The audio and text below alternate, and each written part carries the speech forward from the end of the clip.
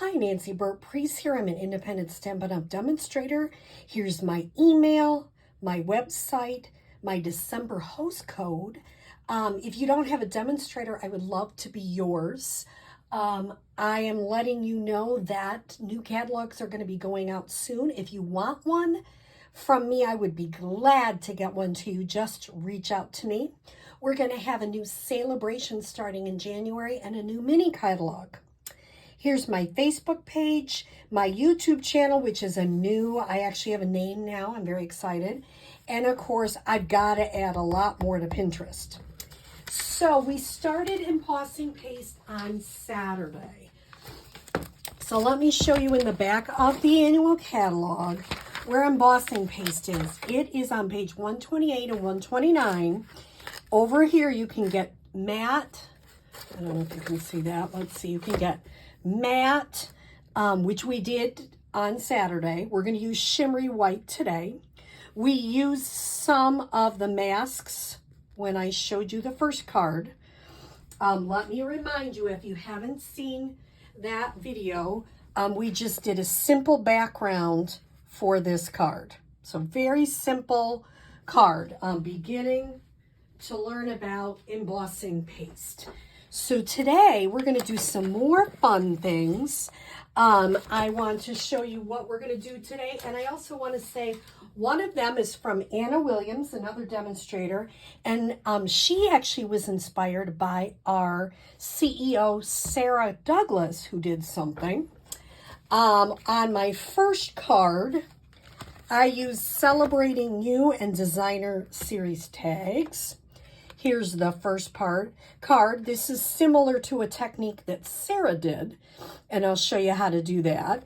And I'm using some of the paper from the, what suite is that? Let me see if I can quickly find it. It is from the Hues of Happiness, because one side kind of looks painted, and that's the side I'm using to add just a little bit inside. So I'm using shimmery white cardstock as well as the shimmery embossing paste, which just adds so much.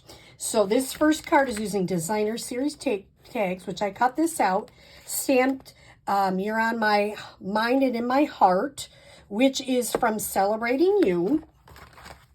The second card is this one. That's something I saw Anna Williams do.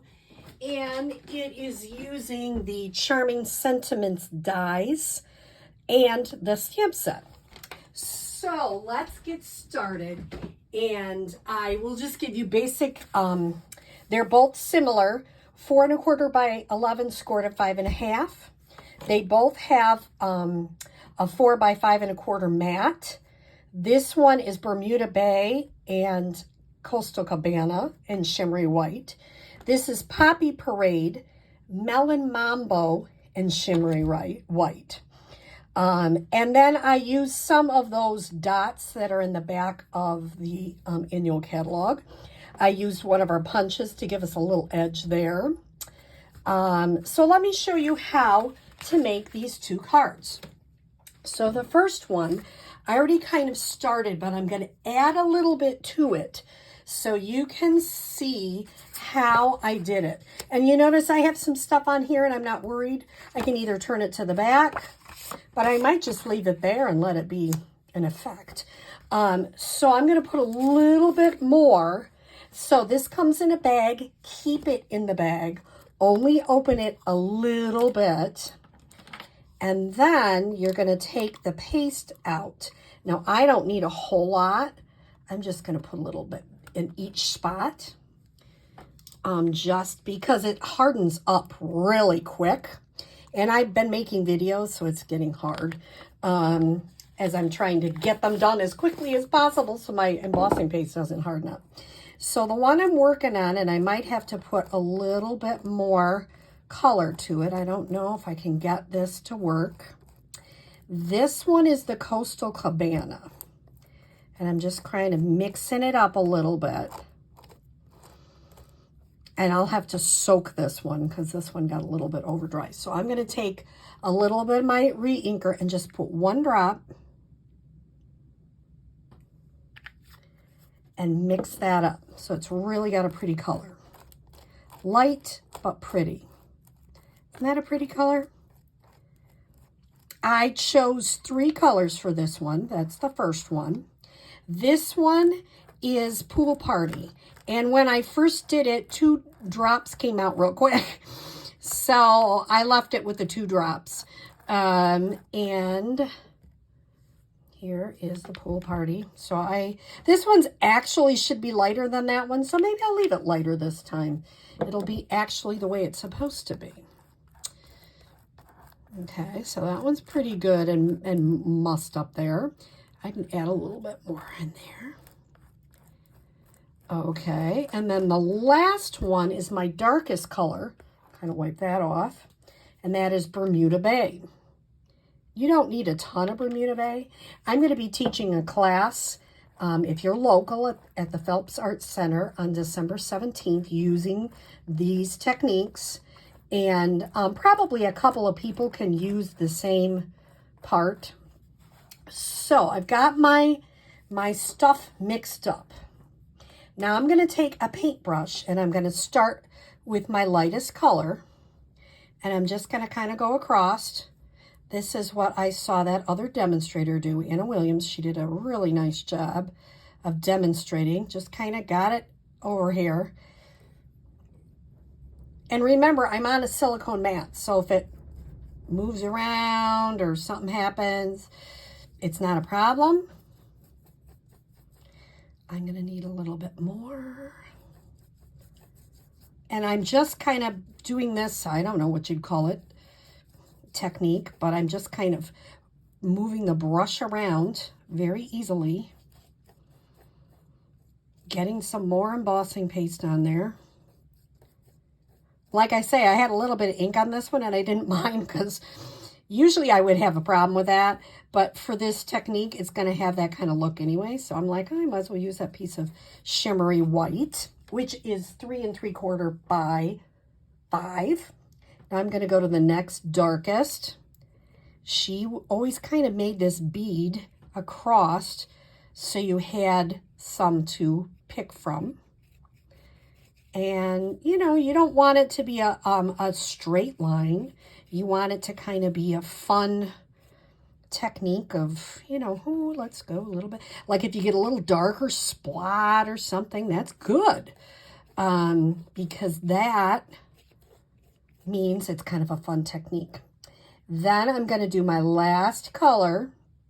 And I'm not, because it is darker, I'm not adding quite as much. This is my Bermuda Bay.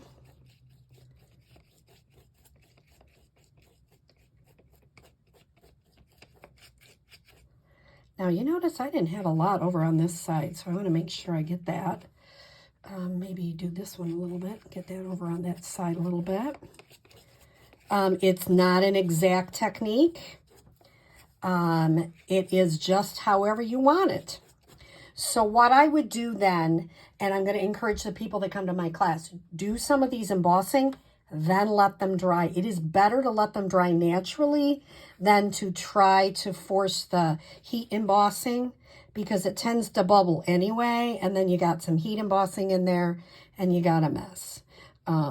So I've tried that. Sometimes some techniques you can't rush. What do you think? I hope we're going to call it good because then, you know, you just keep playing with it. It drives you nuts. So I'm going to set that aside to dry. And I'm going to come back to the card and show you how they're both different, but they're both fun. And then when you pop something up on there and put a couple of doodads, it's a really fun card. This is from that wonderful Charming Sentiments stamp set and dies. So I really like that. Okay, so I'm going to quickly take a break, put this in the to soak, and I'll be right back. Okay, I'm going to show you how to make this card. Sarah Douglas had a YouTube And she had this, and you can see that's a little crooked. That drives me nuts, but you know, I'm going to let it go. And she had a card that she made similar to this. So I kind of used her technique. And the first thing she did is, I have a whole bunch of plates from my Big Shot that I've had. And my Big Shot, you know, they're kind of warped and I don't use them as much. But I kept them for a technique like that. If you can see on the back, I just barely went around and adhered it with painter's tape. Then when it's all dry, you just pick up the painter's tape and it doesn't stick. So similar technique, but instead of using a paintbrush like I did for this one, I'm going to do a little kind of different technique. So once again, I picked 3 colors. I have Daffodil Delight, Mango Melody, and Poppy Parade. How do you pick colors? I tend to go into our families. Our color families are so helpful because they really do help you pick what colors you want to use on things. So, once again, I'm trying to do these really quick, but some of them might have dried, which is not a big deal. I know this is the mango, so I'm going to add a dab. A couple people say, why do I have to buy the re-inker when I buy an ink? It is so helpful for techniques like this. Oh my goodness. When I did the baby wipe technique, I use re-inkers. When my ink pad gets dry, I re-ink it with the re-inkers. So I highly recommend getting a re-inker when you purchase your pad. All right, now this one is going to be the daffodil. And I will put a drop. Oops, that was 2 drops. See, sometimes I do that. So that might be a little darker daffodil than I wanted. The beautiful thing about that is if it gets too dark, really wipe that off. The top too. Is that you can always go in and scoop with a different, so you don't get that in there. Put some more in. So I'm going to put a little bit more in, make that a little bit lighter. See there, it's a lighter color, which is kind of what I wanted. I don't want a super dark one. And then this is my Poppy Parade. And this one I got a little bit of yellow on here. You know, you start playing with stuff and you get a mess all over, which I personally love. I like to do messy techniques. Not everybody does, but it's fun. I think it's super fun. So just adds a little bit to your card. Now there's no rhyme or reason because it's, excuse me, because it is shimmery. It has a really neat, I kind of like painted it. So I started with my lightest one, and I'm going to use this one. You can see I got a mess, which I soak off. I'm going to start with my lightest one, and I'm going to kind of just go to the side.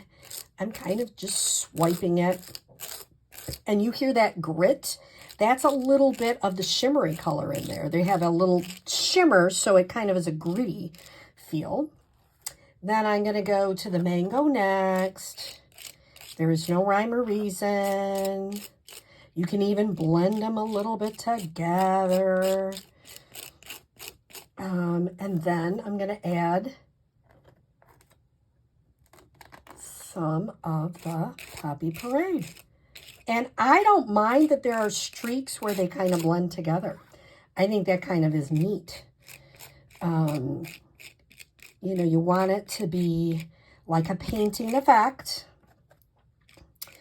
I kind of like a swirly kind of feel. I think it looks nice, but you really can do anything you want. And then what I would do is I would let that dry. How long? 5-10 minutes. Let me show you this one that we did a couple minutes ago. And it is almost dry now. So it isn't super long. But then when you peel it off, you've got this really neat card, and you can put anything on the front. I haven't used my designer tags, so I wanted to use them, and I just think the butterfly on there is so pretty, and I put a little gem on there. And once again, that DSP on the inside is nice. You know, send it to somebody that you're thinking about. But it doesn't have to be, you know, you can use anything you want. So I hope that you have enjoyed some different ways to use our shimmery embossing paste. Have a great day. Oh, before I let you go, don't you love when I do stuff like that? This is really Simple Stamping Monday, and somebody's like, isn't this kind of an advanced technique? Well, yes and no, because you don't need a embossing machine, you don't need a heat gun, you don't need some of the big ticket tools. You use some palette knives, a silicone mat, some re-inkers, and you can use a black ink, and some cardstock. So it really is, I would call it a great technique for a Monday simple stamping, because it is easier to do. You don't need the big ticket items to do it. So I hope you have a great day. Bye-bye.